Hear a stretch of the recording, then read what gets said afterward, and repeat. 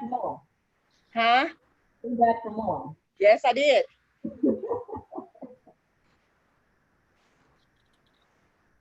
Now, Kathy, you don't actually have your license yet, right? Huh?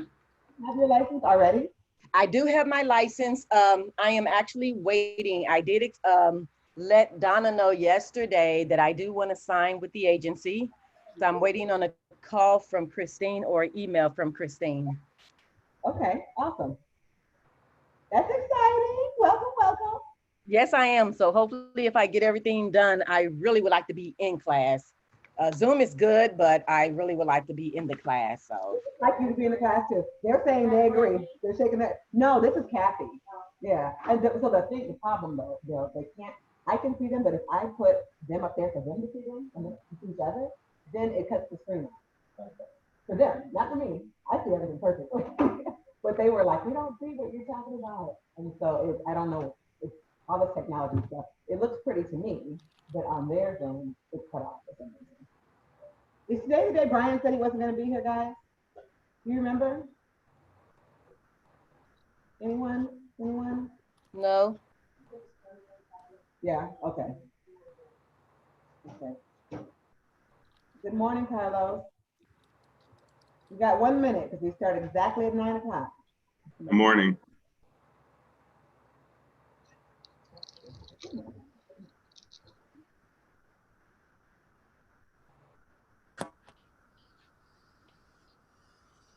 Tell me about yesterday, you guys. You guys learned about powerful language that gets results. And you spent some time with Hunter, and I watched the video. It looked fun. What did you learn? Well, for me, I learned that I can't be shy when I'm trying to speak with people. I am not, I was telling Donna yesterday that I'm not a people person, but she was telling me it doesn't sound like it. But I just know I need to be more outspoken in, learning and having the confidence to walk up to people and speak to them and tell them about my business. Wait a minute. You're not a people person and you're shy and you don't like to talk to people? Not that is just really the truthful side of me. And I really did question as to why do I want to be a realtor. Is this true? You're like, you always speak first. I'm at home. You're in a comfortable environment. Not really, no. Morning, Rita. Morning, Julian. Morning, guys. What else? So tell me what else you learned yesterday with Hunter. That's right. That was, she said, without leads, nothing matters. Give me something else you learned.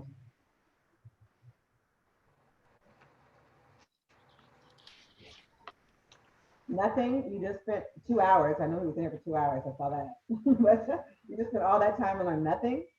So for me, it was the continuous practice. He's been doing this for 10 years and he still listens and practices scripts. Yeah. So it's like, no matter how good we think we are, we constantly need to be refreshing our minds so that when we're in front of our clients or even potential clients, we sound confident and sound like we know, even though we know what we're doing, we need to make sure we portray that when we're talking to them. And the best way to do that is by knowing what we're going to say, using the scripts that we are going to be using by practicing those scripts. And so what scripts are you using? Because I know you have your Spark script book, and I'll show you guys, Uriel and Patrick, where to get your script book from. But so I know you have your Spark script book, but Hunter was using a different script. So what script did you guys on yesterday?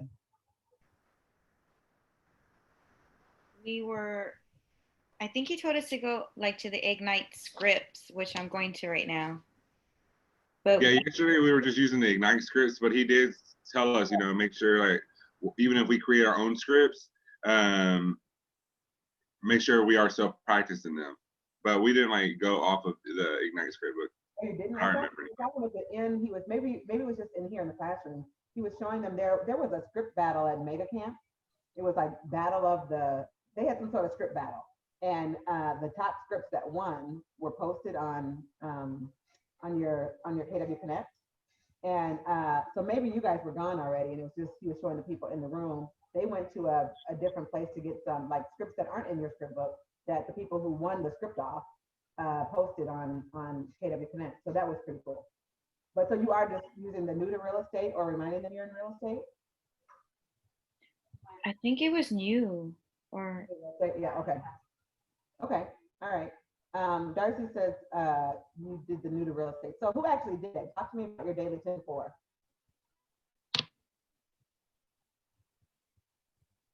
Oh, you guys always get so quiet when I ask you about lead generation.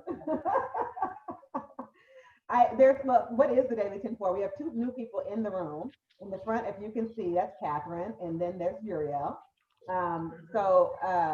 What is the daily 10-4? Someone help me out. 10 contacts into your database. Wait, you kind of combined two of them. Wait, so 10 contacts into, so 10 people into your database. Yes, the database for sure. A day, right? Okay, and what else? What's the next one? 10 connections. What's a connection? Woohoo. So what makes it a real conversation? What makes it a connection? What makes a connection, you guys? when there's like engagement, like back and forth. Yes, they have to reciprocate. So you have to do 10 connections. So if I can't just text you and not respond, or I can't just send you an email. I have to actually have some sort of reciprocal conversation with you. So I might say, hey, Uriel, I'm a new real estate agent, tell them what, blah, blah. And you say, oh, that's cool. That counts. I can't just text you with no response. That's not a connection. So we do 10 people into the database, 10 connections. What else? Notes, 10 notes. 10 notes to who? Neighbors, potential clients, anybody, thank you notes, birthday notes, notes to the neighborhood, letting them know you're the neighborhood expert, whatever. So there's 3 of those. What's the last one? Preview 10 homes in the neighborhood. Preview 10 homes in any particular neighborhood. Well, yeah. And why are we doing that? To familiarize ourselves with the market. Yes. So that's our daily 10-4. So you guys do know what it is. Who actually is doing it?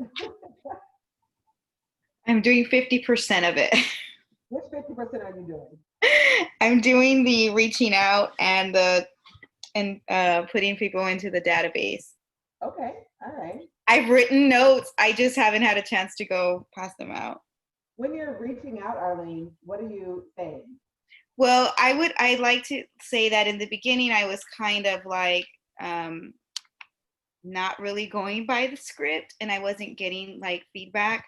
But when I did, I was like, I have some exciting news to share. And they're like, what is it? And they're like, you're pregnant, whatever. I'm like, no, and I started going on like how I'm a real estate agent with Keller. And then I went on and say how, I knew you'd be someone to help me grow my business. And then they're like, oh yes, how can I help? And I was like, oh my God, it worked. Like, at first I was just trying to put like my kind of like my spin, my personality, but it didn't get as much like feedback as when I said, I know that you can help me. And, so they were like, oh, what can I do? You know when I could actually use the script and don't make up your own because you haven't sold any houses? Yeah, I know. But I was just, but it did work. So I'm going to, move forward with that. Good. That's exciting. Good job, Arlene. Thanks. So tomorrow I am going to pull up the tracker. So make sure you're putting your daily 10-4 into the tracker because I will pull it up tomorrow. It's sort of public shaming is my point. So make sure you have something in there. I'll show you guys what I'm talking about. Anything else before we get to talk about what we're doing today? Questions, comments, concerns? Anybody get any more appointments? Or is Davey the only one? You're close to a second? All right, awesome. All right, if nothing else, today we're talking about the database. We touched on it several times, of course, and I know some of you don't even know how to actually put people in your database. You've been putting them on a spreadsheet for now, which is good. But we're going to talk about what the point of a database is, why we really need to use the database, and we have a special treat. We get our very own OP. You guys all know Bill? Bill's the big boss. Yeah, Bill is our OP, and he's teaching us today about our database and about commands. So this will be fantastic. And before I let him take it over, I have to take them off the screen, you guys, because you guys can't on Zoom. You only see half a screen, right? I see the whole slideshow. Oh, you do? Yeah, that's what I see. Oh, well, Just good. the Ignite slide. All right, wait, let me go to the next one. Tell me if you see the next one. Yeah, the whole Yeah. thing. Grow your business, run your business. Mhm. Hey, okay, we can leave it like this because I want the people in the room to see you because otherwise you guys are just voices on a speaker. Okay, awesome. We'll leave it like this. So we're still on the grow our business side, right? Of lead generating and all of that kind of stuff. So that's still what we're talking about today, lead generating and growing our business. And then, I don't know, Bill, do you need anything from me? I think I'm good. All right, I'll let Bill take it over. We'll follow through. Yeah. So how is everybody this morning? Great. All right, so my name is Bill Webb, and I have been an agent since 2001. I am the operating partner for this particular franchise. I have a team with my wife, our son Hunter, who you guys just met yesterday, moved back here from the Seattle area back in June. And he is going to take over the team, and we're going to grow our team and have quite a few agents on it. So that's kind of where we are. And so I've kind of met everyone: Catherine, Uriel, Darcy, Davion. Okay. And on the screen, we've got, what we got? Kathy, Carlos, Arlene, and Rita. Awesome. Very good. All right. So we're going to talk today about database. Have you guys heard much about database? You've been hearing about it a little bit? Okay. Let's start off. What do you think a database is?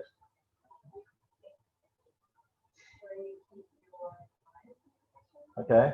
Where you keep your clients' information. Who else?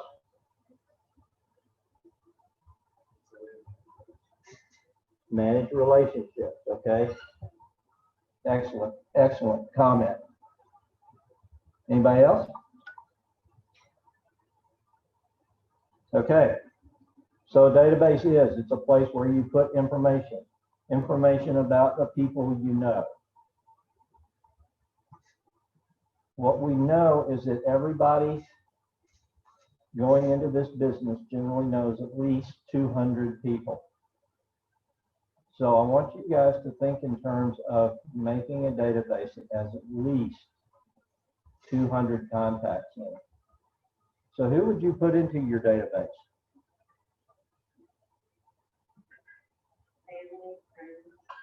Right? Yep. So family, friends, neighbors, cousins, aunts, uncles, co-workers, people you knew from school,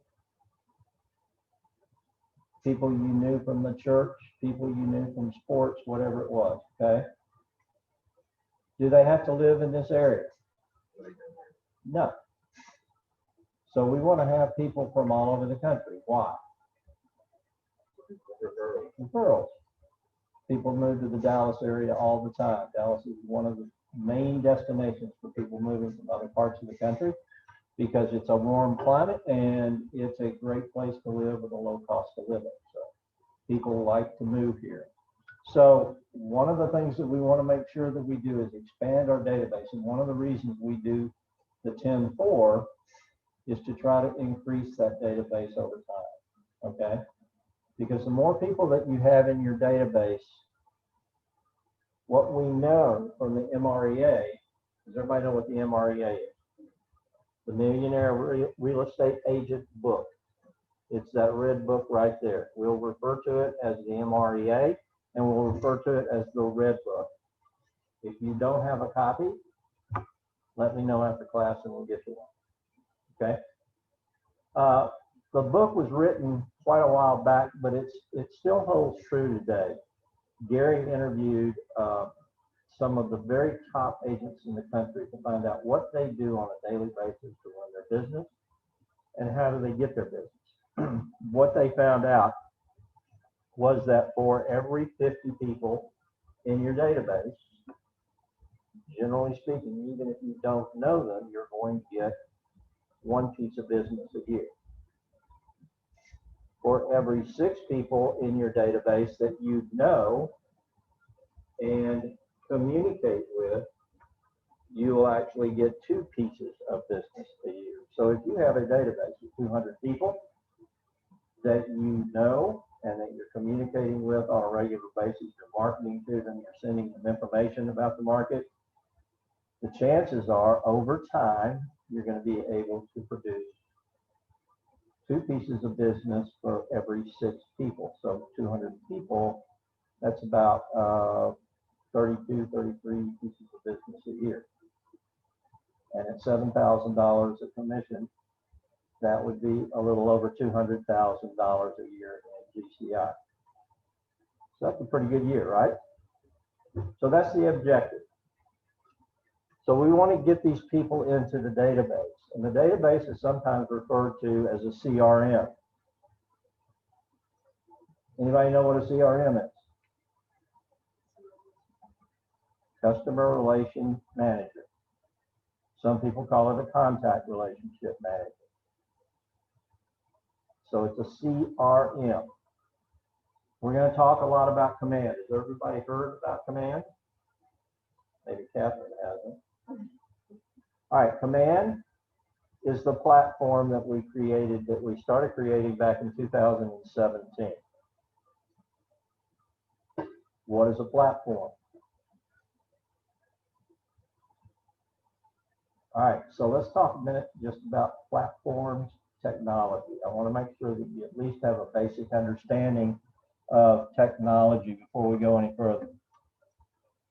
Gary Keller, our leader, our founder, made a statement at our national convention, which we call Family Reunion, back in 2017. And he said, we are no longer a training and real estate company. He said, we are now a technology company. And there were about 15,000 people in the audience when he said that. And we were all sitting around scratching our heads going, what is he talking about? What Gary knew then was that technology was coming in, it was changing the way that we do real estate. Everything we do in real estate was being formed around technology. So what Gary knew was that we had to create our own platform. By platform, I'm talking about the cloud, if you will, okay? We had to have our own cloud so that we could store data. Data about our transactions, data about people, data about all the things that have to do with the real estate transaction. The fortunate thing for us that we started this company back in the early 80s, and because of the way our profit share system was structured, we had data dating all the way back to the very beginning of the company. Every transaction that we had been stored on a computer. So we were able to transfer all of that data into the cloud. The cloud allows us to have one system, one ecosystem, if you will, that allows us to not only have a CRM within Command, but also a transaction manager, a marketing piece, and a way to get a contact into a relationship, get them into a contract, get through the contract, stay in touch with them after the contract, and then manage future relationships with them. So Gary's idea was to start a relationship that ends up being a lifelong relationship. Does that make sense? Because it is a relationship business.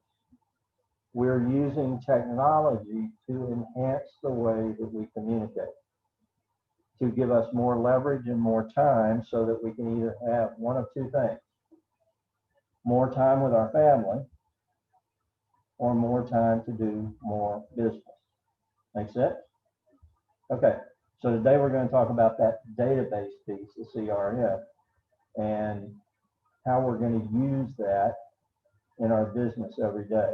Because I'm going to tell you right now, your database, your CRM piece of your command is the most important thing that you have for your business.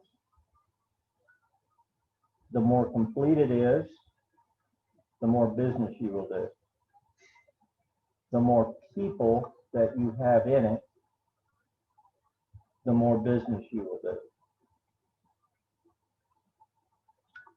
So there's two things that are really important about your data that goes in your database. Number one is the amount of people that you have in it. Because over time, the statistics tell us if you stay in touch with those people on a regular basis, that business will come your way. Make sense? Awesome. We have people in this company that have well over 10,000 people in their database. You can imagine how big their business is, okay? And they know these people. Now, to go into your database, you would normally put people you know, right? It doesn't mean that you have to know them well. It means that you need to know them. They need to know you. And they need to know that you are in real estate. Okay? It could be somebody that you just met at the grocery store yesterday, but you had your name badge on. And maybe you send them a follow-up note or a follow-up call or a follow-up text message. And they reply back to you. That's, first of all, that's a connection for your daily homework. And then secondly, it is cementing that relationship. And they can go into your database, and now you can begin to contact them on a regular basis. Make sense? Awesome. Anybody got any questions to this point? How about you guys? No? Everybody good? All right, so let's move on.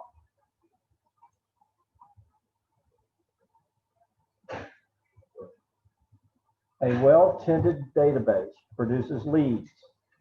A powerful database management, not sure what that says after management. Powerful database management system, powerful schedule produces a predictable flow of leads, and from a predictable flow of leads, you can expect a predictable flow of business. So we talked about that. Having our leads, having our database set up, and then using it to run our business, okay? And get into a stronger relationship with the people that we know. So we talked about the purpose of the database. What makes a database valuable?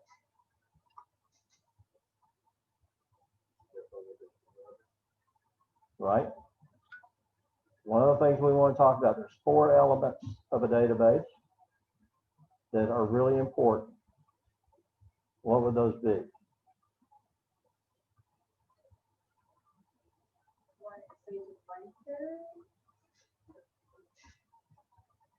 That could be important, sure.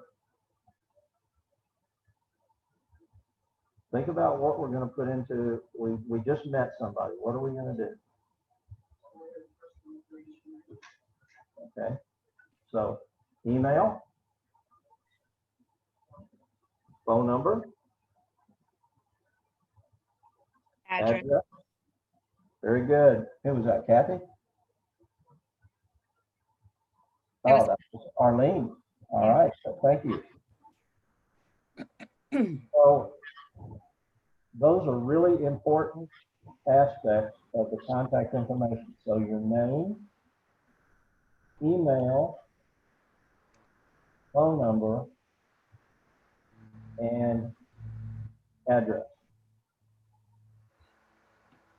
Do you have to have all four of those things to put someone into your database? No. Right. Do you need a name, and what else do you need? Name and number. Name and number, name and email, or even name and address. You need at least one way to contact that person. Does that make sense? Yes. If I can't email them, maybe I can mail them. If I can't mail them, maybe I can call them. But if all I have is a name, they're not much good to me, are they? So we really want to get some kind of information from somebody. All right. So that's why it's really important, if you can, when you meet someone in public. Is it important to give your business card to them? Sure. What's more important? Get Getting their their business card. information. Yeah, yeah. So we really want to be in the business of collecting their business card or their information. And with today's technology, you literally can match up your phone with them and typically electronically transfer that information right into your phone. So we can actually do that with command. So all of these things, it allows us to build a really big and powerful database. And when you go into command, when you start looking into command, you'll actually see that your database has a grade on it. So your grade will be anywhere from 10 to 90. Most of us in this office are around a 50. Okay. And the way you get from 50 to 90 is to get more information about that person. Those four things that I talked about: name, address, email address, and email, phone number, and physical address. Those are the things that will increase the score of your database. It makes it stronger. What else makes a database valuable? Well, it allows you to like nurture your potential clients. Absolutely. And so think about this. Let's just say you've been in the business 30 years and you've got 1,000 people in your database and you're ready to retire. You're tired of this. You want to go to the beach and lay out. But you've been doing, let's say you've been doing 100 transactions a year from your database. Do you think another agent would be willing to pay you for that? Yes. Absolutely, absolutely. So you actually have something that you can sell, and maybe you sell that to them. Maybe they buy your database and they continue to contact your database as your representative, and maybe you get a piece of every transaction for the next 5 years that they do with people from your database. So it literally is a step to retirement. Okay, the bigger and the stronger that you can build that database, the better off you're going to be. Okay. So what other industries use a database for prospecting and marketing? Can you think of any? Doctors' offices, dentist offices, stuff like that. Yeah, absolutely. Car dealers. Virtually every business that wants repeat business would be well off to use a database to track previous clients, previous customers, people that came through the door, people that maybe inquired about something, a service or a product that they make, and they could make future marketing efforts toward those people. So what makes targeted marketing effective?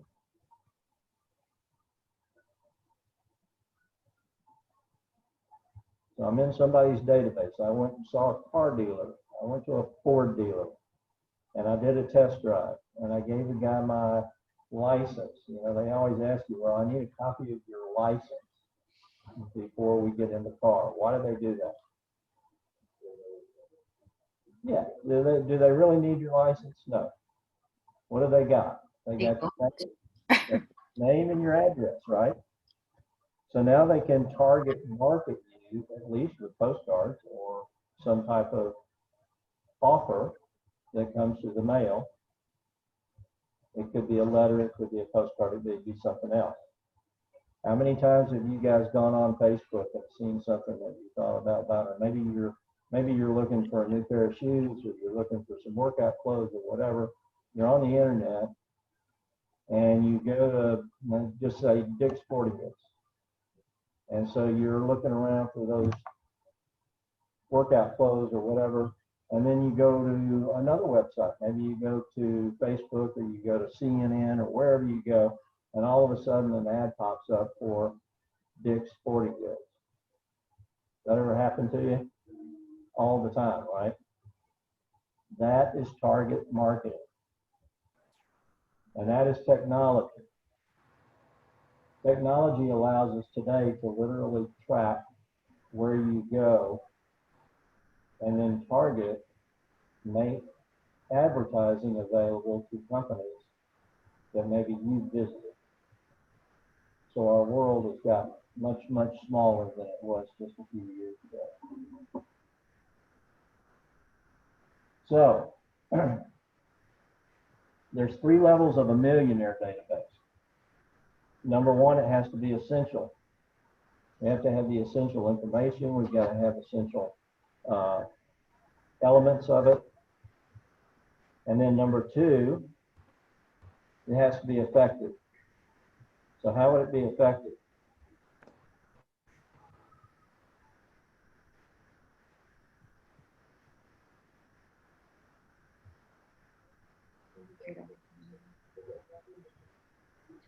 So let me give you some examples.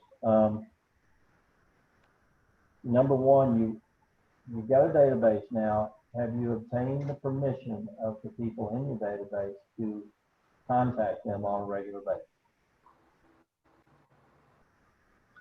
You want to have that level of trust within your database, okay? You want them to know you well enough to know that you're safe, you're okay, you're a good guy, you're a good girl, and I'm okay getting into a conversation with you. Okay, you're going to give me some information once a quarter about the market or whatever it may be, and I'm okay with that. Okay? What else can you do with your database over time and your contacts?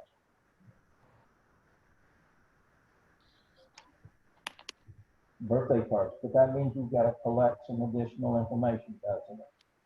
Okay, so over time, we're going to collect more information. Maybe because we call them every quarter, we get a little bit more information. Maybe we get the names of their kids, the names of their pets, some of the things that they like to do. And that's information that we put into the database, into our notes section.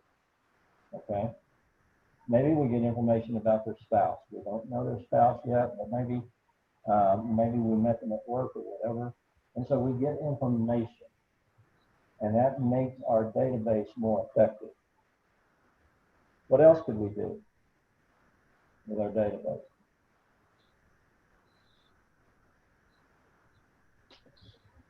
Think of the 200 or 400 people that you know that you're going to put into your database. Are some of them people you knew from school? Yeah. Okay, great. So would you want to have a section of your database called school friends? Would that be helpful? Yeah, sure. And what could we do with that? On command, you can kind of like create your own tag. Yep. So you create your tag based around different groups. I have a question. Sure.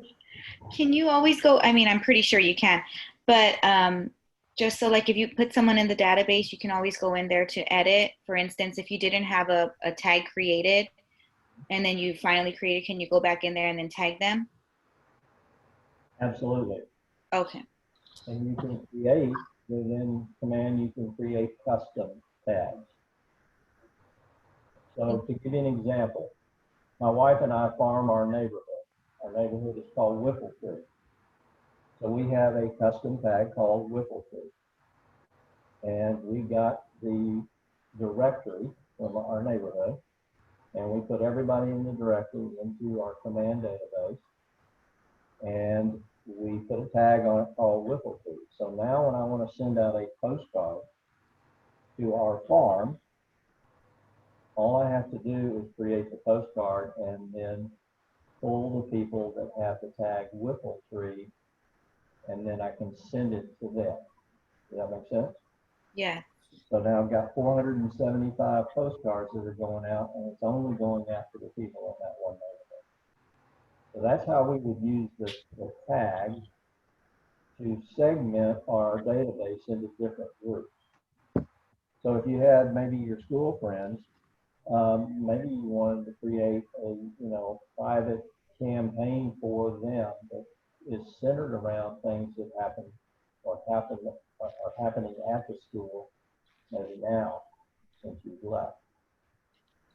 Maybe it's college, maybe it's high school, it could be any of those things. It could be church, it could be previous work. Maybe you worked at a large company, you had a lot of friends from that job. So that's what I'm talking about when we talk about segmenting, and that allows us to create small groups within our big group of our database. Now, can one person be in two groups? Should Yeah. be able to. Yeah, absolutely. So we could literally have one person could be in 5 or 6 groups. That's okay. But it allows us, we can communicate with everyone, or we can create a group that we only want to create a communication based around that particular group's interest. Make sense? Yeah, absolutely. Filter them out.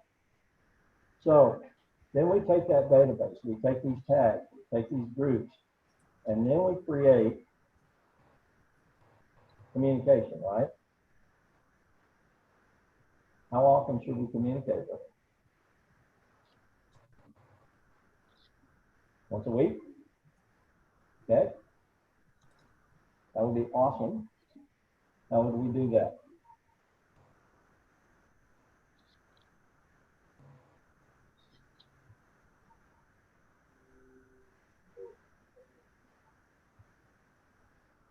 Okay. He said phone call, email, notes. Okay. All right. So here's just a general rule of thumb. We want to get into at least a 36 touch campaign per year. So that's 3 touches a month.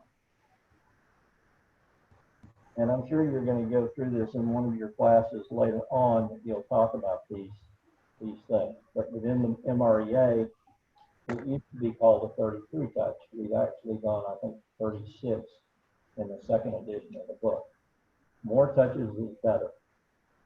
Okay? So what might those touches be?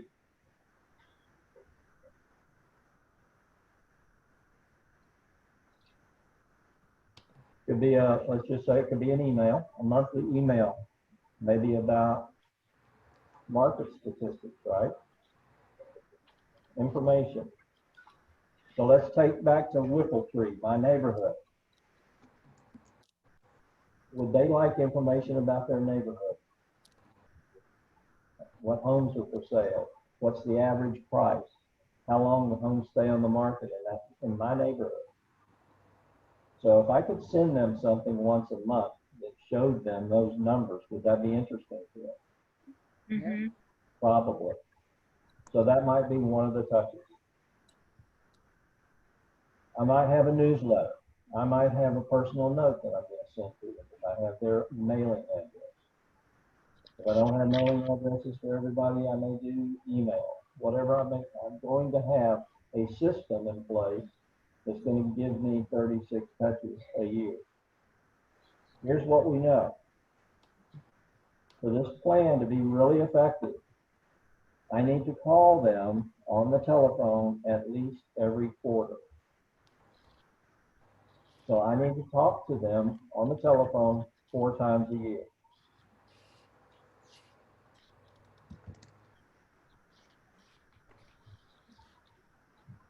And if I'm really powerful, if I really want my database to really perform for me, then after I talk to them, I'm going to send them a personal note. Why is that?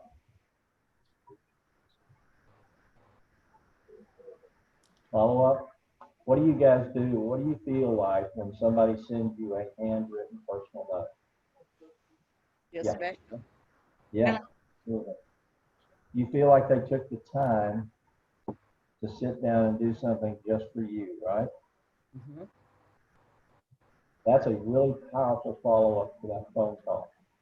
And it can be short. Brian Buffini says, write big and keep it short. So get a small note card, write big. Hey, Darcy, it was great talking to you yesterday. Hope to see you soon. Bill. And maybe you put your business card in there with it. Maybe you put 2 business cards in there with it and send it off. Okay. If we get into this, we can put together automated plans through command called smart plans that allow us to actually send out information on a regular basis without us actually having to touch it. Would that be something that would be good? If I have their neighborhood, I can literally attach them to their own neighborhood. I can then create a plan within command that will send them a neighborhood snapshot either every 2 weeks or every month. I can pick the plan. And I don't have to touch it. That's how we automate part of our communication system. And that is what takes us then to the 3rd level of a millionaire database, and that makes it exceptional. Okay? So essential, we have the essential information, the name, the contact info, maybe a past business. And then we have communication that we start touching that. To get to level 2, we're now getting into permission-based marketing, if you will. We have gotten into some kind of relationship with them. We have their permission then to contact them on a regular basis. And we also start to segment our database. We take that database of 300, 200, whatever it may be, and we start to put more information about the person as we talk to them, as we communicate with them. We know more about them. We learn more about their family or what they like to do on the weekends, whatever it may be. And we start to curate that information into our database. And that makes our database really effective. And then to get into exceptional, we create the communication plans, some of them automated, that allows us to stay in a constant and consistent communication with. Does that make sense? Consistent is really, really important. Really important. Why would that be? So you can see results. Yeah, keeps me relevant. It keeps me front of mind. Let's talk about my farm for a minute. Let's talk about my Whiffletree group. I don't know everybody. I know probably 200 of the 450. I know who they are. They know who I am. They've seen our signs in the neighborhood, and they get our postcard once a month. If I sent them a postcard today and maybe next month, and then didn't send anything for 5 or 6 months, you think they'd remember me very well? Probably not. If I send them something every month, will they start to remember me more and more? Absolutely. Would it really help me if the first time, if I've got my farm now, I take my Whiffletree directory and I put everybody into my database? Would it really get me off to a good start if I sent them something every week for about 4 to 8 weeks? Yes, sir.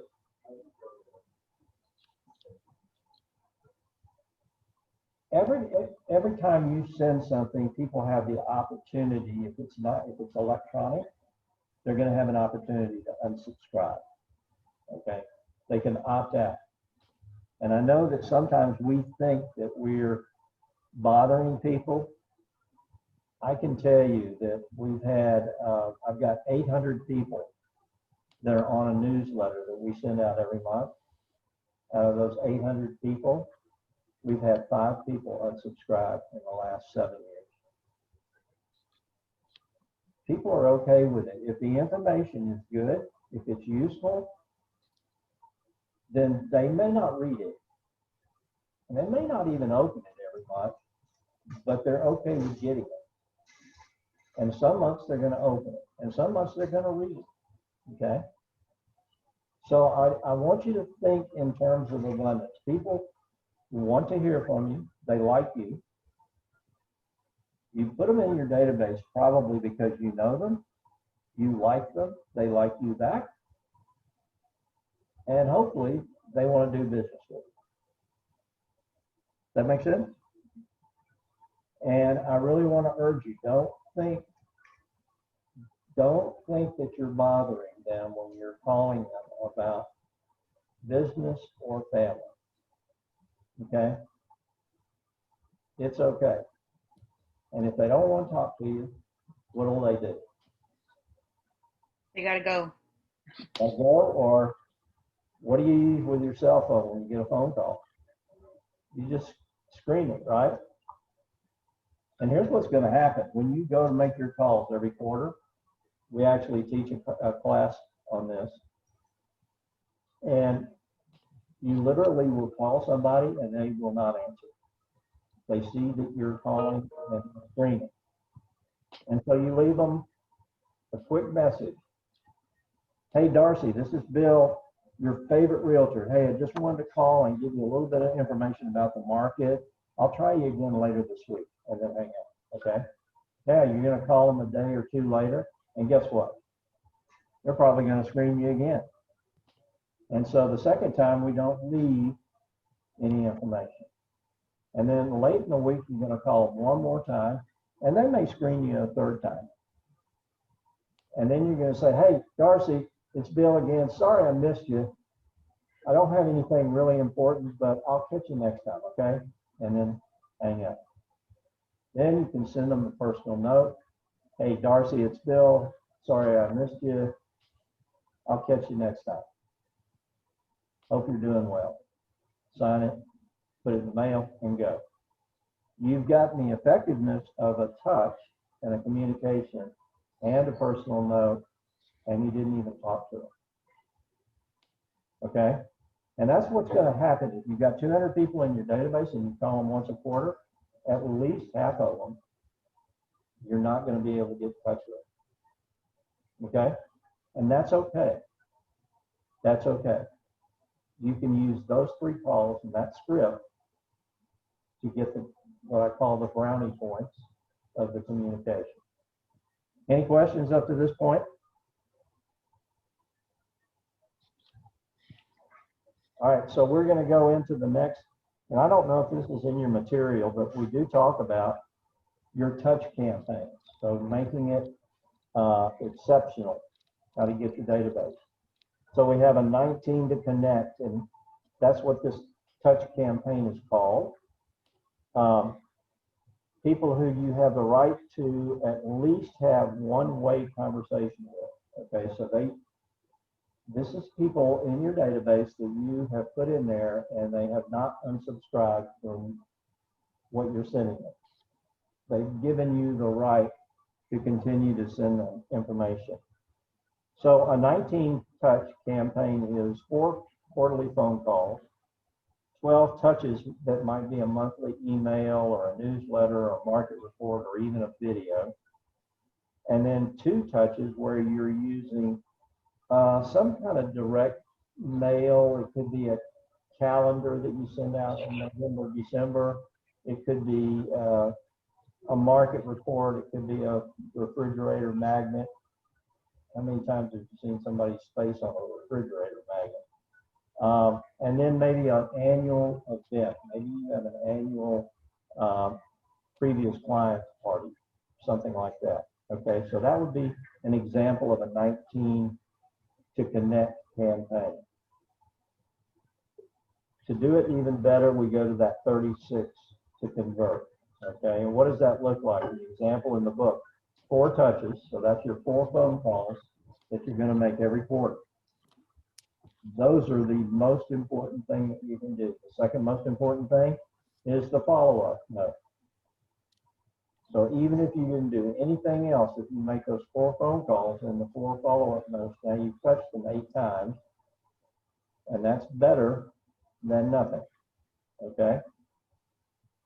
Then 26 touches of the 36 could be, it could be a bi-weekly email of something, maybe giving them information or an item of value, something that would be interesting to them. I'm going to urge you guys to pick an area of town that you really want to run your business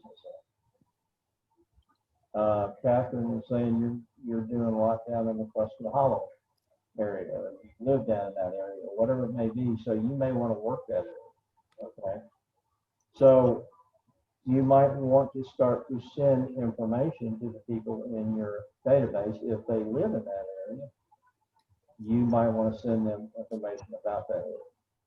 Does that make sense? If your people in your database are your relatives and they live in Iowa, do we want to send them information about Preston Hollow? Probably not. So we might send them something a little more generic, okay? So you want to tailor those campaigns so that you've got the right things going to the right people. But I can tell you that when you're, particularly if you're farming a neighborhood, neighborhoods are very, real estate becomes what we call hyper-local. It really gets focused on the neighborhood.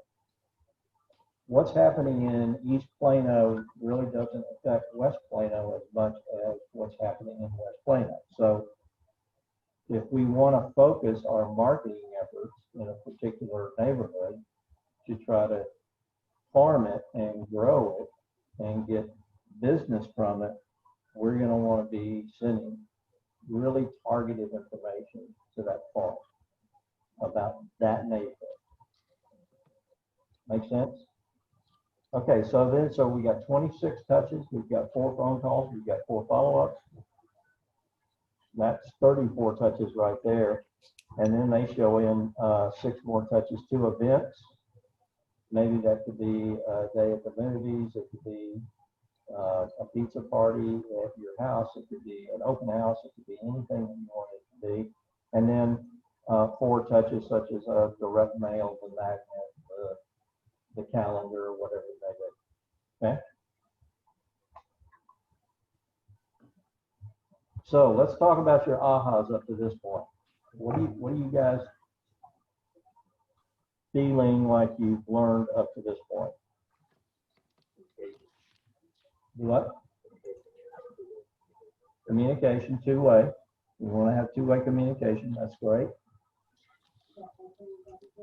Networking is important. That's a way to grow your database, isn't it?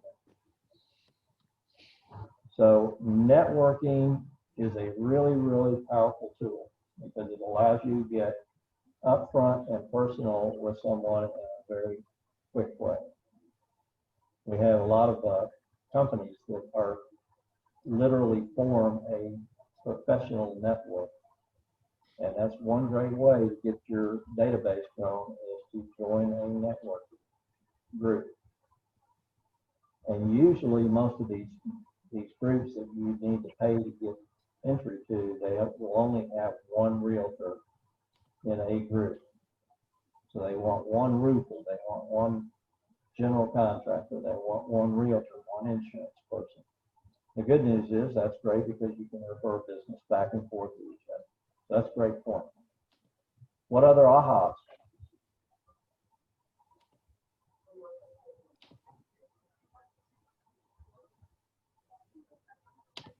Right. The more complete we have it, the better off we are.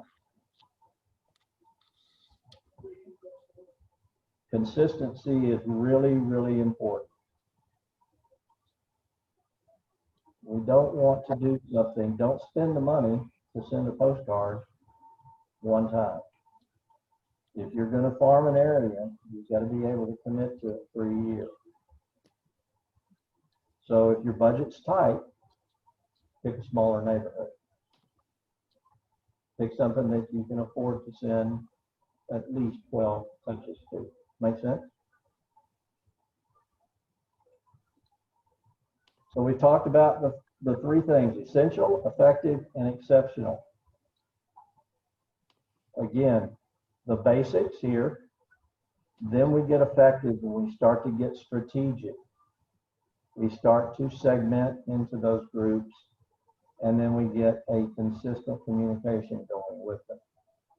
And then to be exceptional, we start to automate and customize our communication.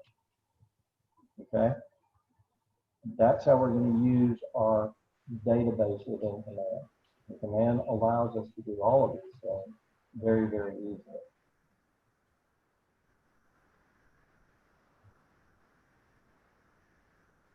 So, avoid the today trap. What do y'all think that means?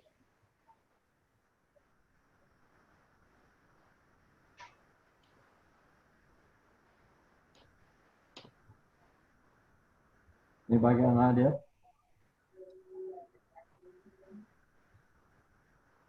That's a good statement, yeah. One of the things that a database allows you to do is really kind of plan your day. If you're communicating with your database 4 times a year, you got 26 letters in the alphabet. Each week, you're going to commit to calling 2 letters of the alphabet. So if you call 2 this week and then 2 next week, and you do that for 13 weeks, which is 1 quarter, you'll have covered everybody in your database, right? So one of the things that the database does, let's say we're contacting our A's and W's this week, it literally can create a call list for you and say, okay, you've got 100 A's and W's that you need to call this week. How many do I need to call a day?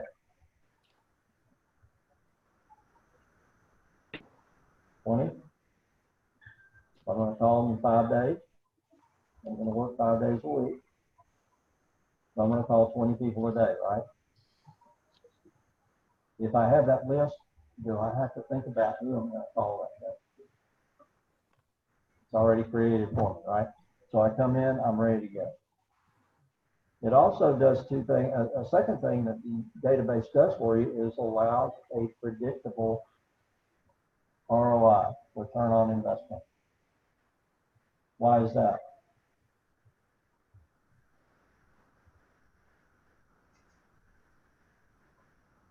Because of the Red Book, because of the research that we've done as a company, we know that every time we put somebody in our database, that's closer to a piece of business. And we know that with enough people in our database, it's going to generate over time X amount of transactions a year, providing we communicate and talk to them on a regular and consistent basis. If you use that 36 touch plan, 200 people in your database, you're going to have a pretty darn good business. You're going to make a good living with 200 people in your database. That's why I think it's really, really important that you get your database to 200, bless you, and that you get into communication. You get to know them well. Okay? We want a predictable, repeatable stream of business coming to us every year. So there's two types of business, today's and tomorrow's. Without a database, your business is only built for today. What you do today, what can I go out and capture today? The database allows you to keep that pipeline coming over time. People become your advocate. They become your champion, if you will. You're going to have probably 4 to 5 people in that 200 that love you and that will always refer to you. They will refer all of their friends, all of their family. You've got to call Catherine. She's awesome. She did a great job for me. She's going to handle you. She will do amazing things for you. You're going to have five or six of those people. Come in. Yes. I'm sorry. I'm sorry, it was my daughter. Oh, that's all right. That's good. Is she learning anything? She's doing online learning in her room. Oh, okay, good. She had a question, I think. Sorry about that. I didn't mute me. Oh, that's all right. No problem. So you want to have, let's see, where was I? Yeah, you're going to have 5 to 6, and they're your advocates, your 4 advocates. You're going to have another 5 to 6, maybe 10, that will refer you, but they're not going to be active. You know, they're not going to go out and look for opportunities to refer you. But if something comes along, hey, do you know the realtor? Oh, yeah, I did something with Catherine, and she's good. You know. And then you're going to have the rest of the people that they like you. They'll do business with you. They won't necessarily refer you. Okay? And that's okay. If you have those 5 or 6 people that are really close to you, what do you want to do with that relationship?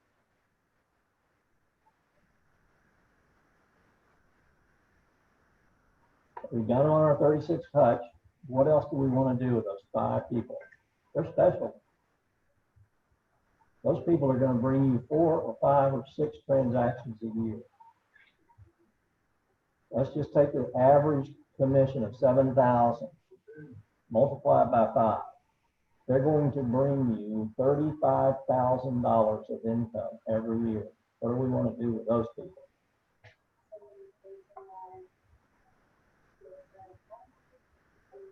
You might want to give them something special at holidays. You might want to take them to lunch once a month. You might want to take them to dinner once a quarter. Who knows? You're going to want to have eyeball contact with them on a regular basis so that you can nurture that relationship, okay? Because these people love you. And they love what you did for them, and they are going to remain your champion. For the next 5 or 10 that will sometimes refer you, you still want to have eyeball contact. Maybe not quite as much, and maybe you don't send them any expensive gifts, but you stay in contact, and you want to have eyeball contact with them on a regular basis. So maybe that's quarterly, or maybe it's every 6 months, but you want to continue to nurture that relationship. So even though you've got everybody on your 36 touch plan, there's going to be a group, a small group, that you really want to be intimate with. Does that make sense?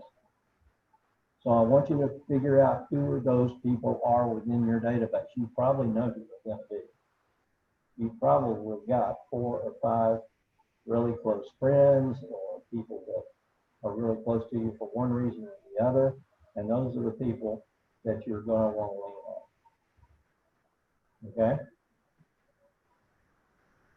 That allows us to have tomorrow's business along with today's business.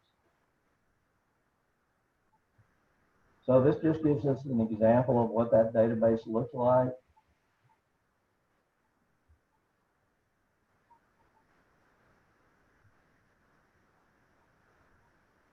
So what we know, and this is from the MREA 2, these numbers are coming from the second edition. You want a predictable return on investment. And basically, for every 10 people in your database that you know, you should be getting one piece of business. So if you've got 200 people in your database and you're contacting them on a regular basis, then you should be getting somewhere in the neighborhood of about 20 transactions a year. Okay? For every dollar that you invest in your database activities, expect at least $14 to come back to you. If you can get consistent and really get into repeat and referral business, you can expand that 14 and it can become $20 or 25. It depends on how intentional you guys can get with coming back for repeat and referral business. What do I mean by that? Asking for referrals. When you call your quarterly calls to people in your database, what are you going to talk to them about?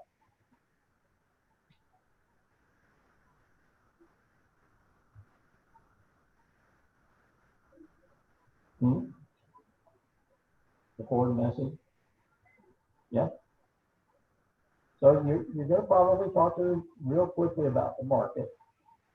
And here's a script that a good friend of ours uses. She does a lot of business, about 150 deals a year. And she will call and she will say, hey, Catherine, it's Bill. Have you got just a minute? It's a good time for you. Yeah, right. Well, listen, the purpose of this call is business. Because I know this person. I know Catherine, we're good buddies. We play cards together every 2 weeks, whatever. I'm not calling her to talk about family today. Okay, maybe that's a call next week or whatever. Why do I want to do that? I want her to know that we're going to talk about business and I'm not going to take much of her time. We're not going to have a 25-minute conversation about the kids playing soccer or whatever it may be. Okay? I've got to make 10 phone calls today, or 15 phone calls today, or 20 phone calls today, so I can get through my calls for the week. I don't want to be on the phone for 30 minutes with everybody I talk to. So this call's about business. Hey, I know the market is really, really hot right now. There's a lot of buyers out there looking for homes. Do you know anybody that is thinking about maybe moving, selling their home, maybe downsizing? And Catherine's going to come back to me with a response, right? No, I don't know anybody. That's the typical response. Okay, well, do you know anybody at work that you talk to that maybe is thinking about it? Yeah, so you'll ask them maybe 2 or 3 questions about do they know anybody. Do you know anybody that's thinking about moving? Do you know anybody that needs my help?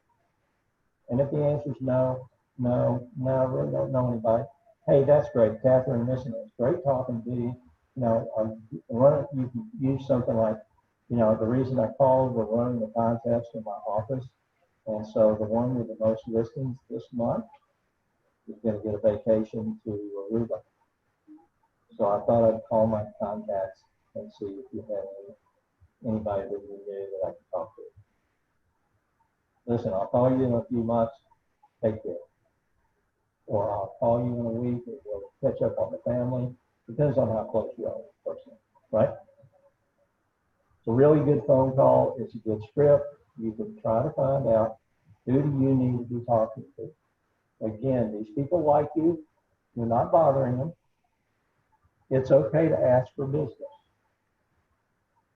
When you do business with somebody, when you close, when you go to a closing, I'm going to assume that you're giving exceptional customer service to everybody you do business with.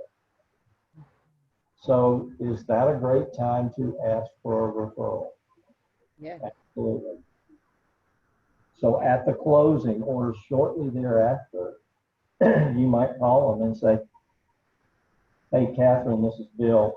First of all, I really want to thank you for using our team to buy your home. I know it's the biggest investment you've ever made in your life, and I really appreciate and I'm honored that you chose us to help you with that.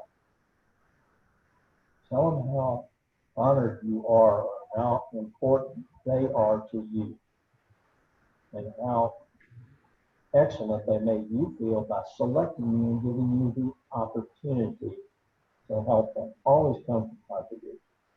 Okay? Something I'm honored that you chose us. And one of the things that we really rely on is our clients being really, really happy with the service. And I know that you said you did a great job for you. And I just wanted to check, who do you know that I might talk to that you know that maybe is thinking about moving or maybe thinking about selling it? You know anybody? And again, the answer may be no, but we want to continually ask for that, okay? And it's okay because you've earned the right through the service I did for Catherine. She was really excited. She got a great house at a great price. It was a smooth transaction. So she feels really great about our service. So if she can refer us, she probably will.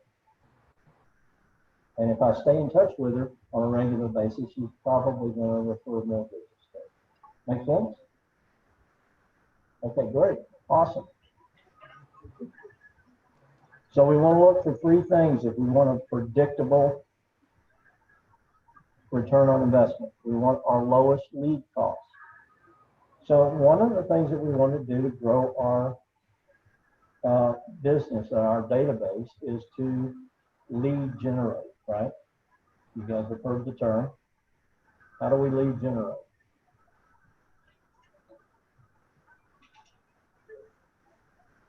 Daily 10-4. So we could go out and meet people, right? We could meet 10 people. How else could we lead generate? Farming, okay. We could farm. That's a lead generation activity. What else? Using scripts when we talk to people, sure. So think about, do we ever see ads on Facebook? Yeah.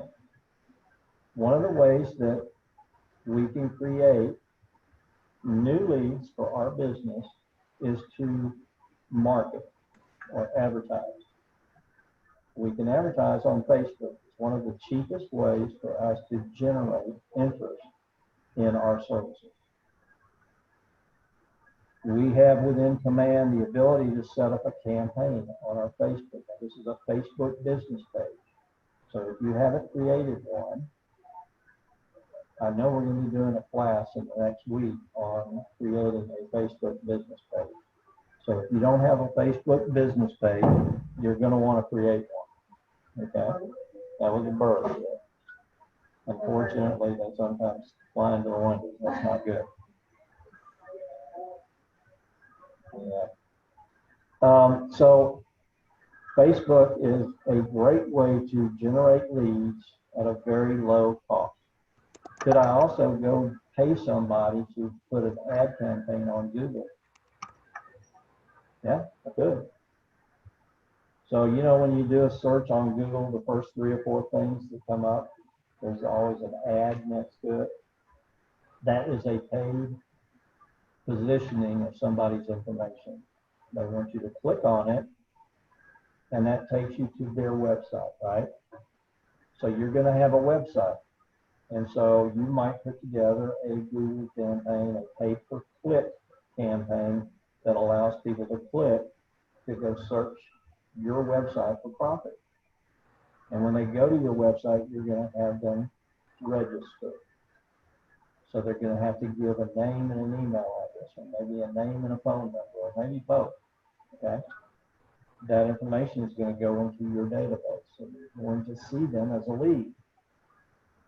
And that's going to allow you to then either call them or email them and say, is there any way that I can help you? Are there any questions that you have about this property that you look at, or about real estate in the Dallas area that I can help you with. And if you're good at that, the better you become at that, the more you're going to start to connect with people and be able to add them into your database, okay, as someone who knows you. Right now, they're just a lead. There's somebody that you don't know, you've got their name, you've got contact, but you don't have any two-way communication with. That makes sense? So we want to get into that, and we want that cost to be low. We generate on Facebook, we've got agents that are generating Facebook leads for as little as $1 a piece. There are people, our team, we use a company called Brevity to generate leads. Those leads generally cost about $8 a piece. So, and I know that you can buy Zillow leads. Maybe y'all have heard of that. Those are about $70 a piece. So you can run the gamut, and what we want to do is to try to create campaigns that allows us to grow our database through different marketing strategies for the least amount of cost. Okay, and the lowest conversion. So when properly built and maintained, our database will actually end up producing its own leads in the form of repeat clients and referrals. So by giving that excellent customer service, we get repeat business. How many of you guys have ever seen the Sewell commercials on TV? What do those commercials usually consist of?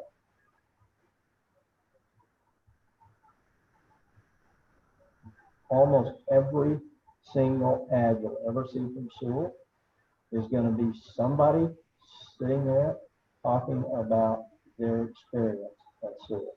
They're not going to show you the newest car. They're not going to show you their service facility. You're going to see somebody saying, I'm never, ever, ever going to buy a car from anyone other than Sewell. That is a testimony, right?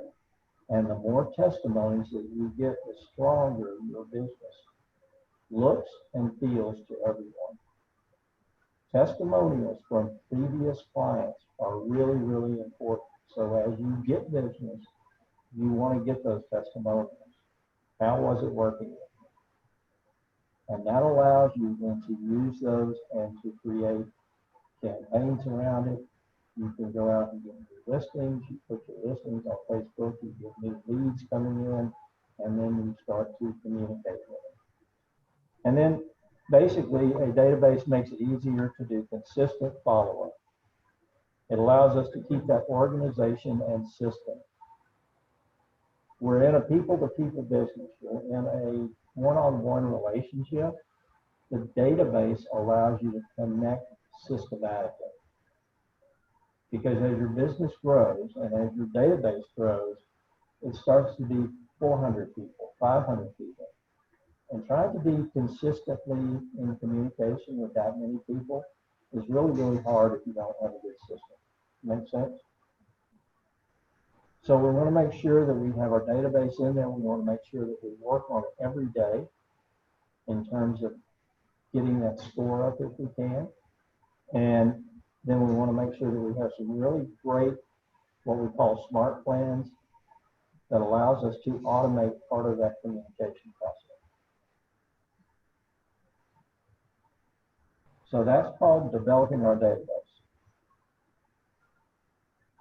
Any questions at this point?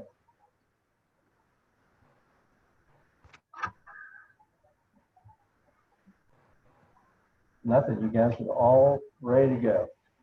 Awesome. Bill, this is Kathy. I do have a question. Sure. Okay, so when you were talking about farming, I live around a bunch of apartment complexes, you know, three in a row, well, 4 in a row, and then behind me, I mean, there is, you know, from Knoll to all the way to Preston, it's a bunch of apartment complexes. Right. Would it be, you know, to farm in that area, or we're just talking about farming in housing, is in housing areas? Apartments can be a good source. Here's the problem with apartments. Number one, it's usually really hard to get the information about who lives in those apartments Okay. because they're not on the tax rolls. They're a tenant. And most of the time, the apartment complexes are not going to give you a list of their tenants.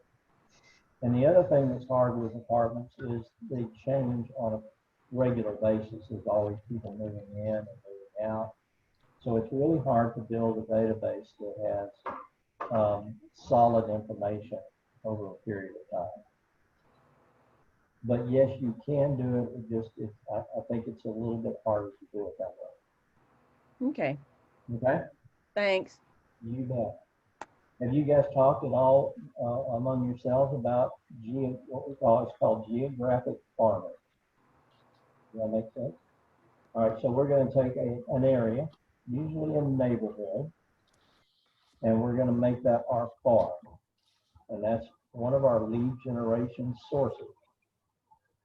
And we're going to send out something at least every month to the people in that farm. So how do I get their names? How do I get their information? Tax records. You can literally go in and pull an area and pull it out, and you'll get their name and their address. So I don't have their email, I don't have their telephone number, but I've got their name and address. So I'm going to send them some type of mail to try to get them to, and I'm going to make them an offer to have a communication with me. To enter, you might have enter a contest. Send me your email and your phone number, and we will put you in a drawing this month for 75-inch TV, or something like that. Okay. If you're doing a farm in a neighborhood, you might have a food truck come out, and you might send a mailer to the neighborhood saying, on the 25th of October, we're going to have a food truck parked out in front of wherever. And if you would like a free hamburger, go to this website and put in your information. So you create a Google form page on your website. They put in their name, their email address, their phone number, and what they'd like on their hamburger. If they want a hot dog or whatever it may be, you give it away. Okay? That's a great way to capture their information. The more information you have, the more you can stay in contact.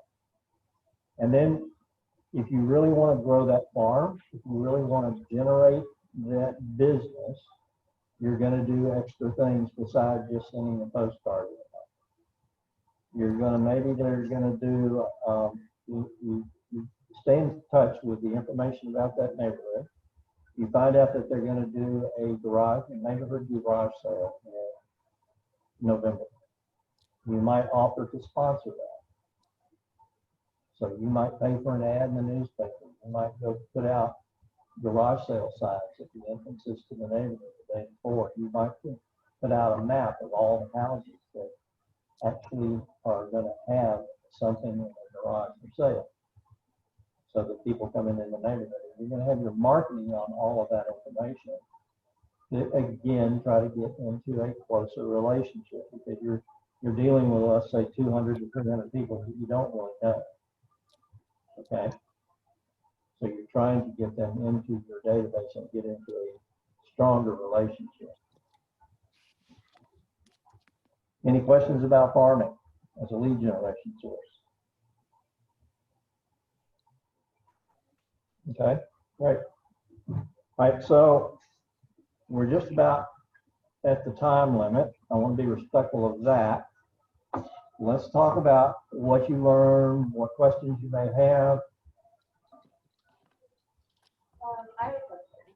Sure. But you know, so when we were talking about the marketing, if we refer to someone and they live in Plano right now and they're looking to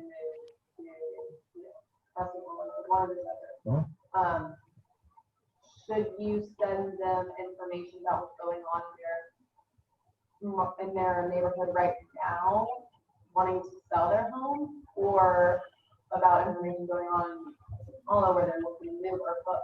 Yeah. All right. So the question, if you guys didn't hear it, was I met somebody and they're living in Plano right now, but they're thinking about moving down to Preston Hollow. What type of information should I send them? I would send them both. I would, because they've got a house that they're in now, so obviously we want to list that, right? And then we want to help them buy a new house in Preston Hollow. So we're going to send them information about both areas. And so where would we get that information? Where? Kelly? Yeah, we could get information out of Command. We can also get information from the MLS. And that would allow us to even do a market analysis for a particular area. So again, real estate is hyper-local.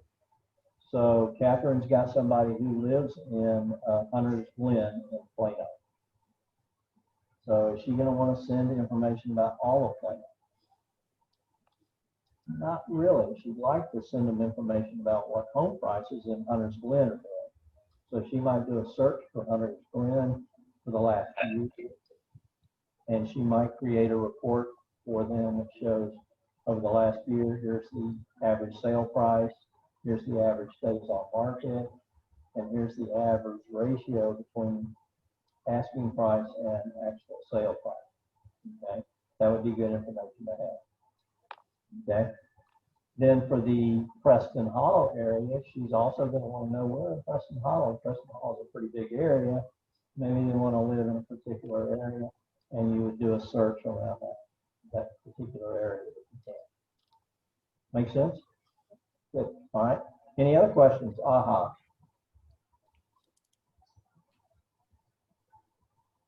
We've had some good questions today. And good participation. Thank you so much for you guys at home. Chiming in from time to time. I know sometimes it's hard when you're remote. And I hope that we're going to shortly be done with Zoom and everything's going to be live. But until we get the kids all back in school and get everybody back to normal, I think it's going to be a little bit of this. So I really appreciate you guys being with me today, though. My office is in the Market Center. I'm here almost every day, and my door is usually open. And I'm happy to talk to any of you guys one-on-one about any part of the business that you don't understand. Okay? If you get into a transaction and it starts to go a little wonky on you and have questions, feel free to give me a call. All right? Excuse me. I'm sorry? Excuse me. Yes, I'm sorry. What is your name again? I'm so sorry. that's all right. It's Bill Webb. Neil Webb. Okay. Bill. Bill is in William. And my email address is bwebb, that's BWEBB, at kw.com. Okay. Also, I know that you mentioned something if we didn't have the book to let you know that the MREA book. Yep. Okay. I wanted to let you know that I didn't have it. All right. I'm going to make sure we get you a copy. Anybody else need a copy of the book? Thank you. Yes, I do. Kathy and Yeah. Arlene. Anybody else? Anybody in here? I know you don't. No, I have one. Oh, you have one? Okay, Yeah. great, awesome. Okay, you got one? Okay, great. So Arlene and Kathy, I will make sure you guys get a copy of the Red Book. Thank you. Thank you. Get that to you just as quick as you can. Okay? Anything else today? Awesome, you guys have been terrific. Thank you again for being part of it. And I look forward to seeing you here in the Market Center and helping you get your business up and going. Bye-bye. Bye-bye.